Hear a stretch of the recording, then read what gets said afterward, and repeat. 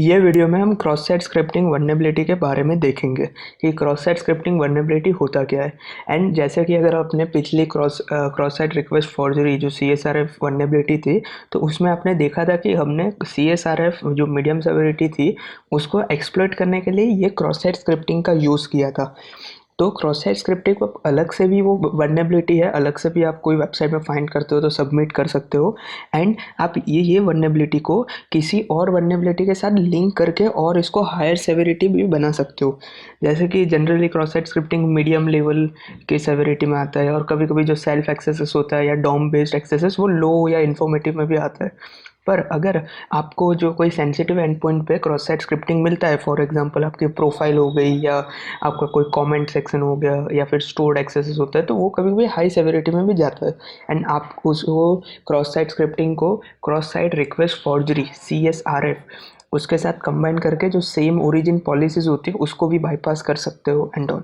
तो ये वल्नरेबिलिटी को आप इंडिविजुअली भी एक्सप्लॉइट कर सकते हो एंड कंबाइन भी एक्सप्लॉइट कर सकते हो। तो अभी हम देखते हैं कि एग्जैक्टली है क्या। So it's a type of security vulnerability that can be found in some web applications. And ये बहुत ही कॉमन है। अगर कोई भी पैरामीटर होगा, लाइक पूरी वेबसाइट में आप देखोगे तो हंड्रेड्स ऑफ पैरामीटर होंगे, फर्स्ट नेम के, लास्ट नेम के, फ़ोन नंबर के, ईमेल के, सारे पैरामीटर्स जो होंगे इधर पोस्ट रिक्वेस्ट से जा रहे होंगे या गेट रिक्वेस्ट होंगे। अगर कोई कमेंट कर का जो कोई फीचर है कमेंट का, तो उसमें जो कमेंट का डेटा, फ्रॉम यूज़र, कमेंट का टाइम स्टैम्प, ये सारा डेटा होता है। ये सारे अलग अलग पैरामीटर्स होते हैं जिसके थ्रू हम एक दूसरे के साथ कम्युनिकेट कर सकते हो। जैसे कि अगर कोई यूज़र नई कमेंट ऐड करता है तो वो क्या करेगा, वो कमेंट का फ्रॉम यूज़र ID, कमेंट का डेटा एंड उसका टाइम स्टेप सर्वर को सेंड करेगा। तो एक फीचर में ही इतने पैरामीटर हो गए। तो आप सोचो कि पासवर्ड चेंज करने का फीचर, सर्च करने का फीचर, कुछ ईमेल ID ऐड करने का फीचर, फ़ोन नंबर का फीचर, एक्सेट्रा एक्सेट्रा, ये सब आप देख सकते हो कि ये जो सारे के सारे जो डिफरेंट फीचर है उसको कितने सारे पैरामीटर होंगे। एंड क्रॉस साइट स्क्रिप्टिंग कोई भी पैरामीटर में पॉसिबल है। अगर कोई भी पैरामीटर जिसमें प्रॉपरली इन्होंने इनपुट सैनिटाइज ना करो, प्रॉपरली इनपुट को वेरीफाई ना करो, ऑथेंटिकेट ना करो, और इसमें जो स्पेशल कैरेक्टर्स अलाउड हो, तो उसमें क्रॉस साइट स्क्रिप्टिंग आप ट्राई कर सकते हो। सो इसलिए ये compare to easy to find है अगर वेबसाइट में प्रॉपरली सारे सिक्योरिटी मेजरमेंट्स ना लिए हो तो। Then XSS attack enable attacker to inject client side script into web page viewed by other। तो हम इसमें क्या कर सकते हैं, हम हमारा अटैकर ऐसे कि जो जावास्क्रिप्ट की फाइल्स होती है, जो जावास्क्रिप्ट्स होती है, वो क्लाइंट के ब्राउज़र में हम उसको एम्बेड कर सकते हैं। जैसे कि मैंने एक स्क्रिप्ट बना दिया कि script tag alert cookie dot document dot cookie, तो वो क्या करेगा कि जो हमारे ब्राउज़र की कुकी होगी उसको अलर्ट करके लाइक प्रॉम्प्ट करके दिखाएगा। तो ये हो गया एक जावास्क्रिप्ट फाइल हो गई, जावास्क्रिप्ट हो गई। तो अभी हम क्या कर सकते हैं, एज एन अटैकर वो फाइल को इंजेक्ट कर सकते हैं क्लाइंट में। एंड ये कैसे होगा, जैसे मैंने बोला कि जो पैरामीटर्स होते हैं प्रॉपरली वैलिडेट ना किए, ऑथेंटिकेट ना किए हो, तो उससे ये चीज़ पॉसिबल है। एंड हम इसी का फ़ायदा उठा के हम लोग क्लाइंट साइड पे ये स्क्रिप्ट्स एग्जीक्यूट कर सकते हैं, कोई भी स्क्रिप्ट हो। एंड जैसे कि हमने देखा था कि ये script like normal alert script हो सकती है, कुकी स्टील करने के लिए भी स्क्रिप्ट हो सकती है। एंड जैसे प्रीवियस वीडियोज़ में देखा था कि CSRF को एक्सप्लॉइट करने के लिए भी हमने एक स्क्रिप्ट लिखी, लाइक इमेज टैग ऐड कर दिया था एंड उसका सोर्स हमारा गेट रिक्वेस्ट थी एंड ऑल। तो आप कुछ भी ये इसमें से कुछ भी कर सकते हो। सेकेंडली कि ये जनरली क्लाइंट साइड पे एग्जीक्यूट होती है, सर्वर साइड पे नहीं। यानी कभी कभी जो स्टोर्ड एक्सेस होता है उसमें ऐसा होता है कि हमारा जो मैलिशियस पेलोड सर्वर पे स्टोर हो जाएगा, एंड देन जैसे ही क्लाइंट वो रिक्वेस्ट करेगा उस टाइम पे क्लाइंट पे एग्जीक्यूट होगा। एंड ये जो रिक्वेस्ट होती है वो जनरली सर्वर प्रोवाइड करता है, यानी वो ऑथेंटिकेट होती है इसलिए, एंड ट्रस्टेड होती है। Then a cross-site scripting vulnerability may be used by attacker to bypass the access control such as same origin policy। ये मैंने बोला था कि CSRF में वो एक रेफरेंस हेडर था जो डिफाइन करता था कि ये रिक्वेस्ट कहाँ से आई है। अगर ये रिक्वेस्ट सेम ब्राउज़र से आई है तो उसमें एक रेफर करके ऐड हो जाता था।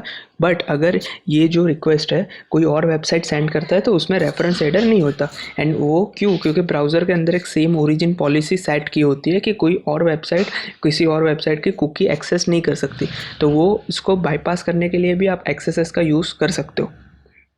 Then, as I said, कि malicious script are injected into a website by the attacker and victim's browser will automatically execute the script because the script comes from the web application. जैसे बोला कि जो script होगी वो जो server होगा वो रिस्पॉन्ड के थ्रू करेगा. तो इसमें भी बहुत सारे वे होते हैं. अगर स्टोर्ड एक्सेसेस है तो सर्वर रिस्पॉन्ड करता है एंड ऑल. अगर सेल्फ एक्सेसेस हो तो हमें खुद पेलोड ऐड करना पड़ता है. रिफ्लेक्टेड एक्सेसेस हो तो उसके अकॉर्डिंग वर्क करता है. तो डिपेंड करता है. We can steal any cookie. हम लोग क्या कर सकते हैं, यूज़र की कुकी स्टील कर सकते हैं. जैसे कि अगर कोई यूज़र है, मान लो कि उसका जीमेल अकाउंट है, उसने गूगल पे लॉगिन किया, ठीक है. अभी अगर उसमें बग होगा क्रॉस साइट स्क्रिप्टिंग, तो मैं क्या कर सकता हूँ, उसकी कुकी स्टील करके मेरे पास ले लूँगा. जैसे ही मेरे पास वो कुकी आ गई या फिर वो सेशन का टोकन आ गया ना, मैं क्या करूँगा, अपने रिक्वेस्ट में अपने ब्राउज़र पे वो cookie and session token set कर दूँगा. अभी मैं एज ए वो यूज़र रिक्वेस्ट कर सकता हूँ. यानी ये एक टाइप का अकाउंट टेक ओवर भी कह सकते हो. क्रॉस साइट स्क्रिप्टिंग से CSRF cross site request forgery के साथ साथ अकाउंट टेक ओवर बग भी पॉसिबल है. क्यों? क्योंकि जैसे ही आप कोई भी मैलिशियस जावास्क्रिप्ट एग्जीक्यूट करोगे, आपके पास उसकी कुकी आ जाएगी, आपके पास उसका सेशन टोकन आ जाएगा. तो आप वही कुकी एंड टोकन का यूज़ करके अकाउंट वो जो सर्वर के साथ कम्युनिकेट कर सकते हो एज अ वो यूज़र बन के. तो ये सिर्फ क्रॉस साइट स्क्रिप्टिंग एक बेसिक वर्नेबिलिटी है. उसको आप और बहुत सारे डिफरेंट वर्नेबिलिटीज़ के साथ लिंक कर सकते हो एंड उसको हायर सेवरिटी भी बना सकते हो. एंड और the other sensitive information written by the browser and use that site. फिर अगर कोई इन्फॉर्मेशन होती है कि जो ब्राउज़र के जो लोकल डेटाबेस होता है उसमें सेव होती है वो वेबसाइट के रिलेटेड, तो वो भी देख सकते हो. सो इन शॉर्ट हम एक स्क्रिप्ट एग्जीक्यूट कर सकते हैं, JavaScript execute on clients browser. And वो फिर आप कोई भी स्क्रिप्ट हो सकती है. जैसे कि एक्सेस कैन इवन री right the content of the HTML page. हम लोग क्या कर सकते हैं कि जो HTML के अंदर जो कंटेंट हो, जनरली ऐसा होता है कि अगर यूज़र नेम है, जो सपोज कोई डैशबोर्ड है, तो डैशबोर्ड का कंटेंट पूरा स्टैटिक होता है, पर उसमें यूज़र नेम हो गया, यूज़र का फ़ोटो हो गया, उसका ईमेल आईडी होता है, ये सारे कंटेंट डायनेमिक होते हैं. एंड देन जो बाकी सारे जो टैग्स होते हैं उसके भी अलग अलग क्लासेस होते हैं, class name and all. And उसके अकॉर्डिंग हम उसको चेंज कर सकते हैं. उसको डॉक्यूमेंट ऑब्जेक्ट मॉडल डोम कहते हैं. तो हम क्या कर सकते हैं कि उसका कंटेंट चेंज कर सकते हैं. यानी अगर लाइक फॉर एग्जांपल टाइटल पे XYZ लिखा होगा तो हम चेंज करके ABCD कर सकते हैं, लाइक फॉर एग्जांपल ऐसा. फिर जैसे मैंने बोला कि हम अकाउंट टेक ओवर भी कर सकते हैं. फिर की लॉगर स्क्रिप्ट, हम की लॉगर की स्क्रिप्ट्स भी इंजेक्ट कर सकते हैं. तो उसके बाद क्या होगा कि क्लाइंट कुछ भी वो वेबसाइट पर टाइप कर रहा होगा, वो सारी डिटेल हमें मिल जाएगी. Then sending tokens and cookie to remote attacker server. अभी ये कुकी कैसे हम स्टील करेंगे, तो हम क्या करेंगे, एक रिक्वेस्ट बना देंगे. पहले तो हम डॉक्यूमेंट डॉट कुकी से हम लोग कुकी ले लेंगे, देन उसको हम रिमोट सर्वर पे सेंड कर देंगे. एक इमेज सोर्स करके कोई रिक्वेस्ट बना देंगे या नॉर्मल एक रिक्वेस्ट क्रिएट करेंगे. तो उससे क्या होगा, हमारी जो कुकी होगी, हमारा रिमोट अटैकर का सर्वर होगा, उसके ऊपर वो कुकी चले जाएगी. तो हमारे पास कुकी आ गई, तो फिर तो हम कुछ भी कर सकते हैं. तो ये था क्रॉस साइट स्क्रिप्टिंग का कि जनरली कैसे ये वर्क होता है. एंड हमें एज इन आपको पेनिट्रेशन टेस्टर या फिर as a bug bounty hunter या सिक्योरिटी रिसर्चर, आपका काम है कि ये इसको जो वल्नरेबिलिटी है उसको फाइंड करना. इसको आप कैसे एक्सप्लॉइट करके यूज़र की डिटेल ले सकते हो, ये आपका काम नहीं है. जैसे कि अगर आप कोई वेबसाइट पे बग बाउंटी हंटिंग कर रहे हो, उस कुछ टेस्टिंग कर रहे हो, और आपको जैसे ही क्रॉस साइट स्क्रिप्टिंग मिलती है तो आप उनको रिपोर्ट कर सकते हो कि ये जगह पे ये पैरामीटर पे क्रॉस साइट स्क्रिप्टिंग वल्नरेबिलिटी है, एंड ऐसे करके आप इसको एक्सप्लॉइट कर सकते हो.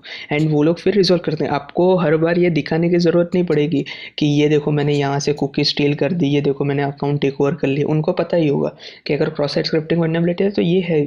तो इसलिए हम जो अभी नेक्स्ट वीडियो में जो लैब्स में देखेंगे, वो सारे के सारे जो पेलोड्स होंगे वो उतने हार्मफुल नहीं होंगे. नॉर्मल सिर्फ हम देखने के लिए कि हाँ यहाँ पे स्क्रिप्ट एग्जीक्यूट हो रही है, फिर वहाँ पे मैं कोई भी स्क्रिप्ट एग्जीक्यूट कर सकता हूँ. हर बार ज़रूरी नहीं कि मेरे को जो कुकी को रिमोट सर्वर पे ही सेंड करना या टेक ओवर करके ही दिखाना कि की लॉगर की स्क्रिप्ट इंजेक्ट करना. So as a bug bounty hunter आपका काम है कि क्रॉस साइट स्क्रिप्टिंग बग को फाइंड करना. फिर डजेंट मैटर कि वो उसको आप कैसे इम्पैक्ट दिखाओ या ना दिखाओ, वो सेकेंडरी थिंग है. अगर वो जो बैकएंड पे या जो सिक्योरिटी रिसर्चर होगा उसको अगर आइडिया होगा तो वो समझ जाएगा. सो अभी हम देखते हैं type of XSSes. Generally 3 type के एक्सेसेस क्रॉस साइट स्क्रिप्टिंग होते हैं। First one stored XSSes, second is reflected XSSes and third is DOM based XSSes. Stored XSSes में क्या होगा, जो भी हम मैलिशियस स्क्रिप्ट होगी वो स्टोर हो जाएगी सर्वर पे, एंड देन जब भी कोई विक्टिम होगा या कोई भी यूज़र वो फैच करेगा हमारी प्रोफाइल के थ्रू या उसका डेटा, तो वो मैलिशियस स्क्रिप्ट वाला डेटा ही सर्वर रिस्पॉन्ड में सेंड करेगा एंड उसके अकॉर्डिंग ये एग्जीक्यूट होगा। एंड देन रिफ्लेक्टेड एक्सेसेस में कभी कभी सेल्फ एक्सेसेस भी हो सकता है। जैसे आप खुद कोई एक गूगल फॉर्म हो या सर्च पैरामीटर आप खुद ही सर्च कर दो एंड उसके अकॉर्डिंग खुद ही वो रिस्पॉन्ड बैक करके एग्जीक्यूट हो, तो ये भी इसमें कभी कभी ऐसा हो सकता है कि ये जो रिफ्लेक्टेड एक्सेसेस है वो आप CSRF के थ्रू भी इसको एक्सप्लोइट कर सकते हो। जैसे कि जो एक्सेसेस वाले रिक्वेस्ट जो हम सेंड करें उसको कैप्चर कर लो, देन उसको POC बना दो, जैसे हमने CSRF वाले वीडियो में देखा, एंड देन वो वाले POC वाले लिंक यूज़र को सेंड कर दो। तो इससे क्या होगा कि क्रॉस साइट रिक्वेस्ट फॉर्जरी हो जाएगा एंड उसके साथ साथ जो क्रॉस साइट स्क्रिप्टिंग बग है वो भी एग्जीक्यूट हो जाएगा। देन है डोम बेस्ड एक्सेसेस। डोम बेस्ड एक्सेसेस जनरली बहुत ही कह सकते हैं कि लो लेवल या फिर इंफॉर्मेटिव में जाता है। अगर इसकी सेवरिटी भी देखोगे तो 1-2 के आसपास हार्डली होती है, एंड जो जनरली जो बिग प्लेटफॉर्म्स है हैकर1, बगक्राउड, यशवीक, वो जनरली इसको एक्सेप्ट भी नहीं करते। अगर आप कोई वेबसाइट में डोम बेस्ड एक्सेसेस फाइंड करते हो तो ये क्या होता है कि जो पूरी वेबसाइट है HTML वेबसाइट, उसमें अलग अलग ऐसे डॉक्यूमेंट मॉडल्स कह सकते हैं कि जो टैग्स हो गए, क्लास नेम हो गए, जैसे फिर हम कहते हैं डॉक्यूमेंट ये करके ऑब्जेक्ट है, फिर विंडोज़ करके ऑब्जेक्ट होता है, ये सबका ऐसा ट्री होता है एंड उसको डोम कहते हैं, डॉक्यूमेंट ऑब्जेक्ट मॉडल। एंड उसमें अगर एक्सेसेस निकालो, पर जनरली इसके लिए क्या होता है, आपको मशीन का फिजिकल एक्सेस चाहिए होता है एंड उसके थ्रू ये वर्क होता है। तो ये हम ये भी देखेंगे कि कैसे पूरा वर्क होता है एंड क्या इसका मीनिंग है। अभी हम ये जो स्टोर्ड एक्सेसेस के बारे में देखेंगे। एंड स्टोर्ड एक्सेसेस में ऐसा है कि when a user input is stored on the such as in database in a message forum, visitor log, comment field, target server etcetera. मान लो कि हमारे पास एक मैलिशियस पेलोड है, मान लो कि script document alert document dot cookie and then script tag को क्लोज कर देंगे, ऐसा एक हमारा जो पेलोड है। अभी वहाँ पे मान लो कि क्रॉस साइट स्क्रिप्टिंग वल्नरेबिलिटी है और मैंने इसको क्या कर दिया, अपना जो कमेंट फील्ड है कमेंट्स वाला उसमें ऐड कर दिया, या फिर अपने जो विजिटर के लॉग्स में, या फिर पता है ऐसे कोई भी प्रोडक्ट होती है उसके कमेंट सेक्शन होता है, मैंने वहाँ पे ऐड कर दिया। तो अभी क्या होगा कि जब भी कोई भी विजिटर, कोई भी यूज़र वो पर्टिकुलर प्रोडक्ट के कमेंट्स वाला सेक्शन देखेगा एंड उसमें वो कोड एग्जीक्यूट हो जाएगा। अभी इसमें क्या हुआ कि एज एन अटैकर मैंने एक बार जो टारगेट हमारा जो एक्सेस था वो सर्वर पे स्टोर कर दिया, एंड जैसे ही हमने वो स्टोर कर दिया उसके बाद क्या होगा, जब भी कोई भी विजिटर कोई भी अपने जो प्रोडक्ट के कमेंट सेक्शन में जाएगा तभी सर्वर खुद अपने आप से वो पेलोड वाला ही कमेंट्स उसको सेंड करेगा। तो अभी क्या हुआ कि हमारा पेलोड सर्वर पे स्टोर्ड हुआ, इसलिए इसको स्टोर्ड एक्सेसेस कहते हैं। When a victim is able to fetch the stored data from the web application without the data being made safe to render in the front end browser, यानी अब जो data आ रहा है वो तो ऑब्वियसली जो उनकी वेबसाइट है उसी से आ रहा है, एंड वो जब फ्रंट एंड पे आता है तब उसको ऐसे ही रेंडर कर देते थे विदाउट इवन वेरीफाइंग कि ये प्रॉपरली सैनिटाइज्ड है कि नहीं, ऑथोराइज्ड है कि नहीं, एंड सारे पैरामीटर्स चेक किए हुए कि नहीं, स्पेशल कैरेक्टर्स एंड ऑल। तो ये था स्टोर्ड एक्सेसेस कि कैसे हम लोग पर्टिकुलर जो पेलोड होता है उसको हम स्टोर कर सकते हैं एंड उसके अकॉर्डिंग हमारा जो सर्वर होगा वो रिस्पॉन्ड करेगा कि क्या उसको आउटपुट दिखाना है, एंड उसमें अगर एक्सेसेस का पेलोड होगा तो वो भी एग्जीक्यूट हो जाएगा। एंड जैसे कि हमने देखा था कि cross site scripting cross site request forgery वाले वीडियो में कि हम लोग ने क्या किया था, स्टोर्ड एक्सेसेस या उसमें एक नोट्स ऐड कर दी थी एंड उसमें इमेज टैग था, तो जब भी वो विजिट करते थे वो रिक्वेस्ट सेंड करते थे एंड ऑल, तो वो आप कर सकते हो। Reflected accesses.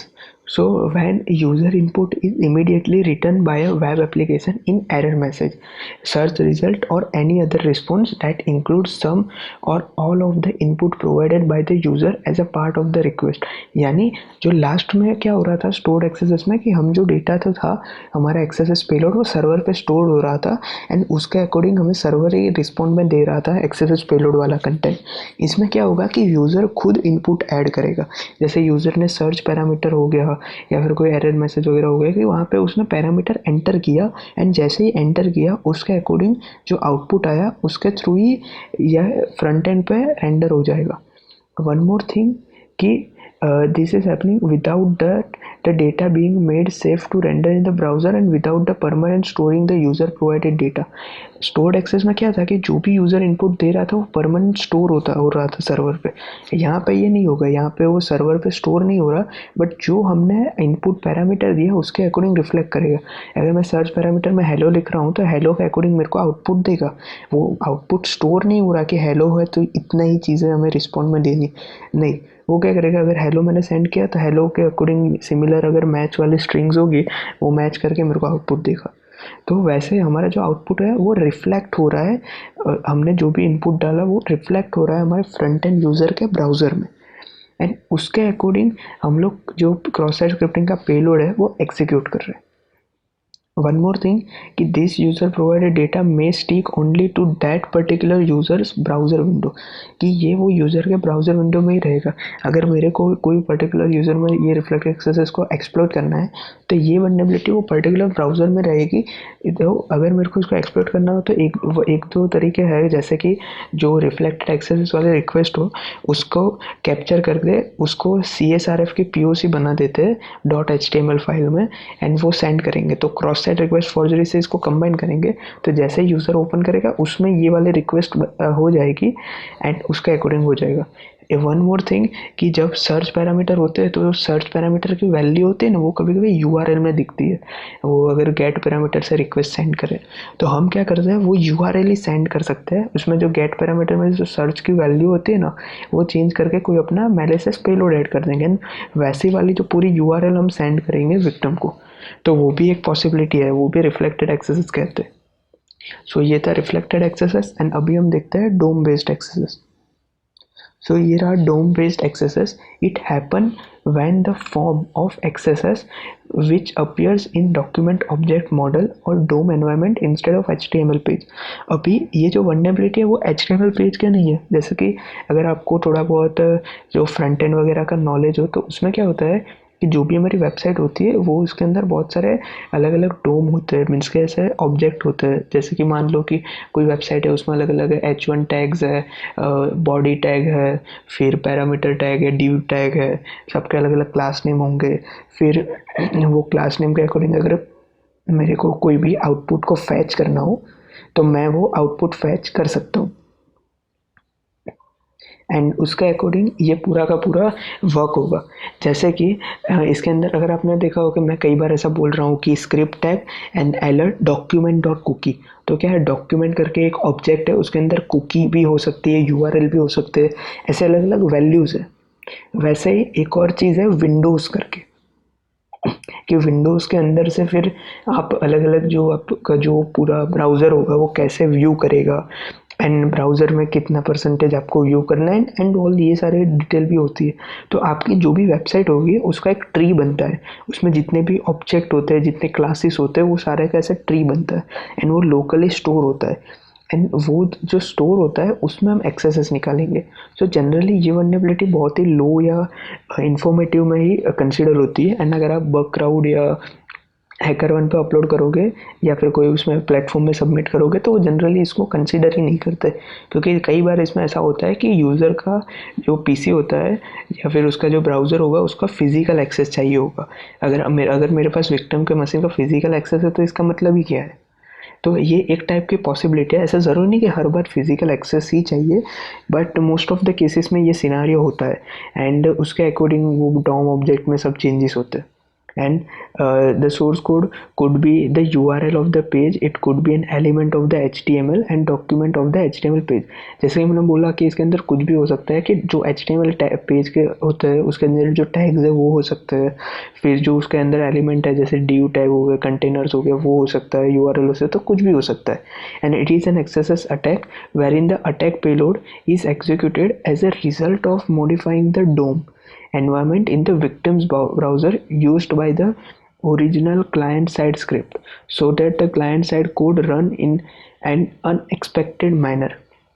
तो जैसे कि मैंने बोला कि हमें जो डोम ऑब्जेक्ट्स होता है उसको चेंज करना पड़ता है, तो वो जनरली इतना इजी नहीं होता एंड रिमोटली वो जनरली पॉसिबल नहीं होता। हमें अगर फिजिकल एक्सेस हो तो ईजिली हो जाएगा, पर वो मीनिंग नहीं है। एंड सो कई बार ऐसा होता है। एंड वन मोर थिंग कि इसका अगर आपको मैं प्रैक्टिकल एग्जांपल दूँ, तो अगर कोई ऐसा ऑब्जेक्ट हो, या चलो एक फंक्शन है कि Windows dot location dot URL या समथिंग करके एक फंक्शन है, कि वो क्या करेगा कि URL को कैप्चर करेगा, देन उसको स्प्लिट कर देगा कि क्वेश्चन मार्क के अकॉर्डिंग या फिर स्लैश के अकॉर्डिंग, एंड उसके बाद जो आउटपुट आया उसको एंड उसके अकॉर्डिंग आगे कुछ प्रोसीड करेगा और समथिंग।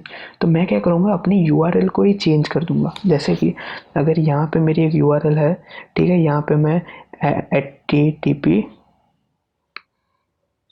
ऐसा करके कुछ URL है, ठीक है, फिर यहाँ पे कॉलन स्लैश स्लैश, फिर यहाँ पे example.com स्लैश, फिर यहाँ पे कुछ डेटा स्लैश। अभी ऐसा मान लो कि मेरा जो कोड है उसमें ऐसा लिखा है कि स्लैश के अकॉर्डिंग मेरे को सबको स्प्लिट करना है। तो क्या होगा कि एक एरे बन जाएगा, इसका एक एरे बनेगा, इसका एक एरे बनेगा, इसका एक एरे बनेगा। बट अभी मैं क्या कर सकता हूँ, यहाँ पे मैं स्लैश पे यहाँ पे ABCD या कुछ भी उसकी जगह मैं यहाँ पे पेलोड डाल दूंगा एक्सेस का, कि ऐसे डबल कोट्स या सिंगल कोट्स करके ऐसे मैं इसको ब्रेक कर दूंगा। देन मैं यहाँ पे वापस एक स्क्रिप्ट टेक्स्ट स्टार्ट कर दूंगा एंड यहाँ पे मैं सारी जावास्क्रिप्ट लिख दूंगा। तो इसमें क्या होगा कि जो इसके अंदर जो ऑब्जेक्ट होगा, जब जावास्क्रिप्ट रन हो रही होगी तब जो ऑब्जेक्ट होगा उसके अंदर हम ये पेलोड को एग्जीक्यूट कर रहे हैं। तो ये जनरली उतना इजी नहीं होता फाइंड करना, एंड अगर होता भी है तो कई बार ये डायरेक्टली उतना वर्क नहीं करता। आपको पूरा सोर्स कोड देखना पड़ता है, पूरे उसका जो क्लासेस वगैरह देखना पड़ता है एंड ऑल। तो जनरली, एंड जैसा कि मैंने बोला कि लो सेवेरिटी में जनरली ये कंसीडर होता है एंड ऑल। तो जनरली हम लोग जो देखेंगे वो जो stored axes and reflected axes को ही देखेंगे। जो प्रोसीजर होगी डोम बेस के सबकी वो सेम ही होती है, एंड स्टोर्ड एंड एक्सेसेस में भी सेम ही प्रोसीजर होगी, या फिर जो पेलोड्स होंगे वो भी दोनों में सेम ही होंगे। बट जो एक्सेसेस पेलोड एग्जीक्यूट कहाँ पे हो रहा है उसके अकॉर्डिंग हमारा चेंजेस हो रही है। कि स्टोर्ड में ऐसा होगा कि जो पेलोड एग्जीक्यूट होगा सर्वर पर स्टोर्ड होगा, एंड रिफ्लेक्टेड में क्या होगा कि जो पेलोड एग्जीक्यूट हो रहा है वो तुरंत ही हमें रिस्पॉन्ड में दिखेगा कि ये पेलोड एग्जीक्यूट हुआ। सो डिफरेंस यही है। एंड स्टोर्ड जो एक्सेस होता है वो हाई सेवेरिटी है compare to reflected, and reflected is higher compare to DOM. So stored कभी कभी हाई सेवेरिटी क्रिटिकल भी जा सकता है, हाई भी जा सकता है, एंड रिफ्लेक्टेड कई बार लो या मीडियम में होता है, एंड डोम तो कई लो और इन्फॉर्मेटिव सेवेरिटी में ही जाता है। सो ये था क्रॉस साइट स्क्रिप्टिंग। एंड अभी हम नेक्स्ट वीडियो से हम इसकी लैब देखेंगे कि कैसे हम लोग DVWL लैब में क्रॉस साइट स्क्रिप्टिंग को हम एक्सप्लोइट कर सकते हैं, और उसमें देखेंगे कि कैसे रिफ्लेक्टेड एक्सेसेस और स्टोर्ड एक्सेसेस को हम कैसे एक्सप्लोइट कर सकते हैं, फाइंड कर सकते हैं, अलग अलग पेलोड्स अप्लाई कर सकते हैं, एक्सेट्रा एक्सेट्रा। तो वो अभी हम नेक्स्ट वीडियो से देखेंगे।